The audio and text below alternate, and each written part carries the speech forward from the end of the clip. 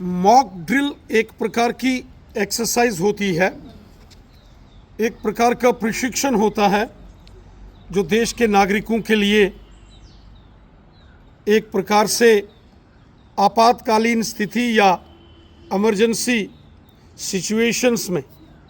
अपने आप को तैयार रखना होता है, उसके लिए प्रशिक्षण होता है और ये देश के नागरिकों के लिए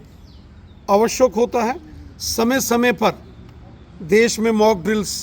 होती रहती हैं और जो देश में इस वक्त मॉक ड्रिल हो रही है वो एक प्रकार से अपने देश के भारत के नागरिकों को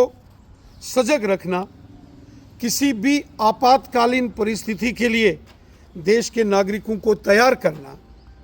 किसी भी प्रकार की इमरजेंसी में देश के नागरिकों के क्या दायित्व होते हैं, क्या जिम्मेवारियां होती हैं,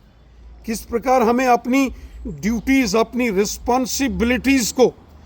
मुश्किल वक्त में निभाना होता है, ये उसका प्रशिक्षण होता है। एक प्रकार से ये ट्रेनिंग होती है और ये कोई नई बात नहीं है। हमेशा समय आने पर